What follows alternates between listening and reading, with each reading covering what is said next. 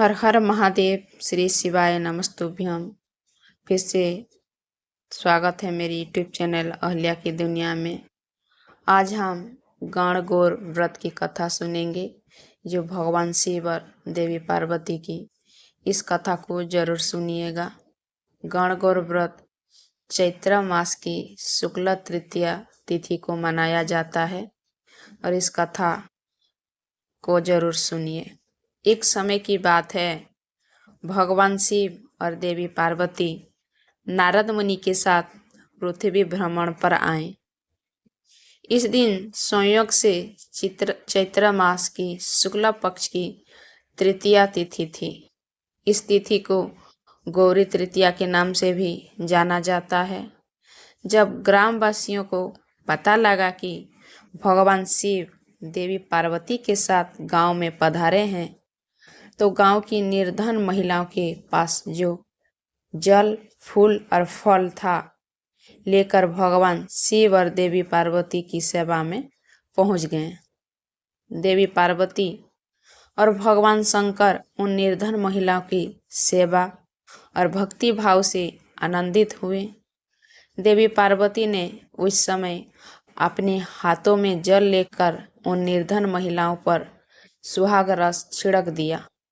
देवी पार्वती ने उन निर्धन महिलाओं से कहा कि तुम सभी का सुहाग अटल रहेगा। उन निर्धन महिलाओं के जाने के बाद उस गांव की धनी महिला की टोली हाथों में विभिन्न प्रकार के पकवान सजाकर शिव पार्वती की सेवा में आई। देवी पार्वती की ओर देखकर भगवान शिव ने कहा कि तुमने तो सारा सुहाग रस निर्धन महिलाओं में बांट दिया, अब इन्हें क्या दोगी? देवी पार्वती ने तब भगवान शंकर की ओर देखकर कहा कि उन निर्धन महिलाओं को मैंने ऊपरी सुहाग रस दिया है, इन धनी महिलाओं को मैं अपने समान सौभाग्य का आशीर्वाद दूंगी। उसके बाद देवी पार्वती ने अपनी एक उंगली को काटकर उससे निकलने वाली रक्त को सभी धनी महिलाओं के ऊपर छिड़क दिया। जिसके ऊपर जैसा रक्त गिरता गया, उसे उतना सुहाग मिलता गया। इस तरह देवी पार्वती ने चैत्र शुक्ल तृतीया तिथि को निर्धन और धनी महिलाओं को सुहाग बांटा था। इसके बाद देवी पार्वती भगवान शिव से आज्ञा लेकर नदी पर स्नान करने गई। स्नान के बाद देवी पार्वती ने बालू के ढेर से एक शिवलिंग तैयार किया और उसकी पूजा की। पूजा के बाद देवी पार्वती ने शिवलिंग की प्रदक्षिण की।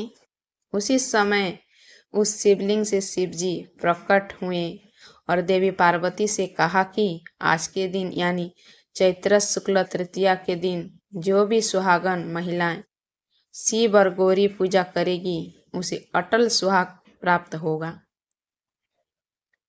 इधर शिवजी की पूजा करते हुए देवी पार्वती को काफी समय हो गया, तो वो लौटकर वहां आई जहां पर शिवजी विराजमान थे।